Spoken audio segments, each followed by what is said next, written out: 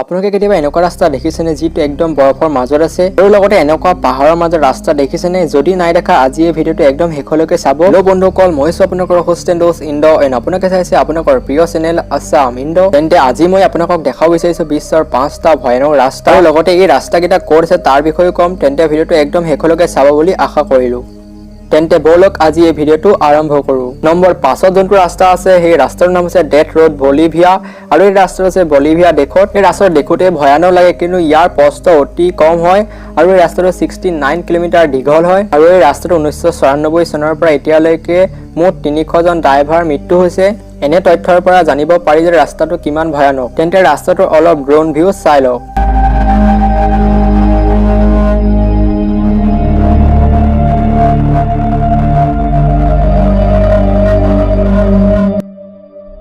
Number 4ত যোনটো ৰাস্তা আছে সেই ৰাস্তাটোৰ নাম হৈছে আটলান্টিক অ'চেন ৰোড আৰু এই ৰাস্তাটো আছে নৰৱে দেশত। এই ৰাস্তাটো বিশ্বৰ এটা অতি ভয়ানক ৰাস্তা হয়। এই ৰাস্তাটো নৰৱে দেশৰ এখন সাগৰৰ মাজত আছে আৰু লগতে ইয়াৰ মাছ অংশটো অকুৱা পকোৱা। লগতে এই সাগৰখনত অনবৰতে পানীৰ ঢৌ উঠি থাকে আৰু পানীৰ ঢৌ ওপৰেদি আহি ৰাস্তাত পৰেহি, যিটো অতি ভয়ানক হয়। ইয়াৰ ফলত এই ৰাস্তাটোত বহুতো দুৰ্ঘটনা সংঘটিত হয়। ইয়াৰ বিষয়ে আগতে জানিছিল নে? যদি জানিছিল কমেন্ট কৰিব নাপাহৰিব। তেন্তে ৰাস্তাটোৰ অলপ ড্ৰোন ভিউ চাই লওক।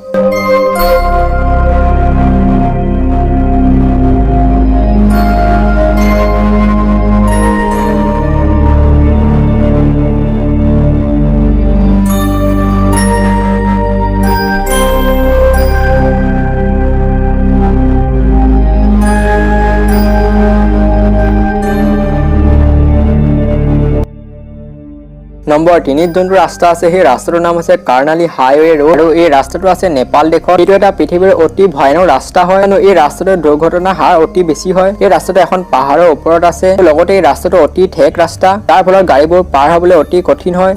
এই ৰাস্তাটো এটা আচৰিত ৰহস্য আছে। 2011 চনৰ জুলাই মাহত এই ৰাস্তাটোৰে যিমান কেইজন গাড়ী ড্ৰাইভাৰ পাৰ হৈ গৈছিল তাৰে 85% গাড়ী ড্ৰাইভাৰে মৃত্যু হৈছিল। ইয়াৰ দ্বাৰা জানিব পাৰি যে ৰাস্তাটো অতি ভয়ানক ৰাস্তা হয়। আপোনালোকে এই ৰাস্তাটোৰ বিষয়ে আগতে জানিছিল নে? যদি জানিছিল কমেন্ট কৰিব নাপাহৰিব। তেন্তে অলপ ইয়াৰ ফুটেজ চাই লওক।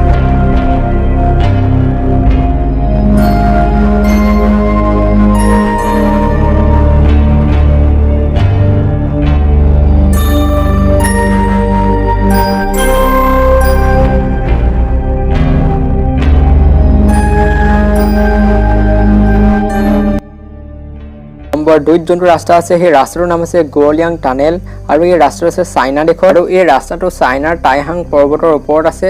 এই ৰাস্তাটো যদি ড্ৰাইভাৰে অলপো ভুল কৰে তেতিয়া এক্সিডেণ্ট হোৱাৰ সম্ভাৱনা থাকে। লগতে এই ৰাস্তাটোৰ প্ৰস্থ অতি ঠেক, সেইবাবে ইয়াত বেছিকৈ দুৰ্ঘটনা সংঘটিত হয়। এই ৰাস্তাৰ বিষয়ে আগতে জানিছিল নে? যদি জানিছিল কমেন্ট কৰিব নাপাহৰিব। তেন্তে অলপ ইয়াৰ ফুটেজ চাই লওক।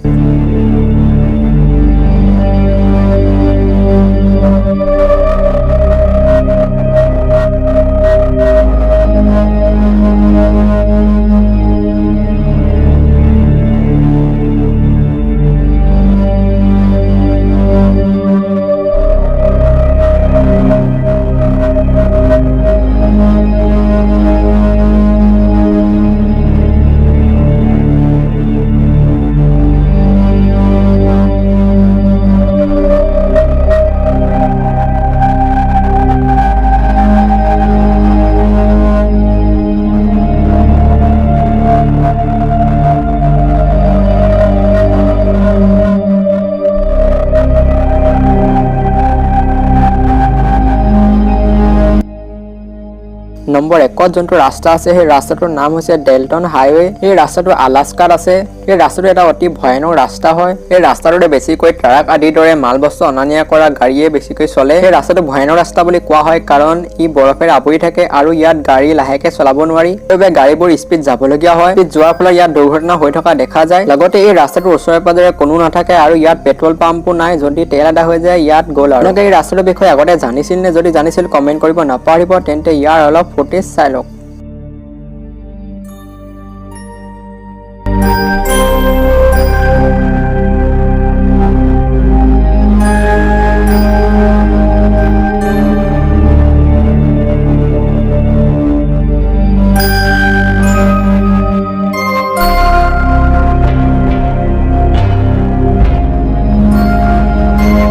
ভিডিঅ'টি চাই কেনেকুৱা লাগিলে কমেণ্ট কৰিব নাপাহৰিব। এনেদৰে যদি ভিডিঅ' চাই ভাল লাগে তেন্তে চেনেলটোক ছাবস্ক্ৰাইব কৰিব নাপাহৰিব। তেন্তে আজিলৈ লৈছোঁ বিদায়। টেক কেয়াৰ, পিচ, জয় আই অসম, বাই বাই গাইজ।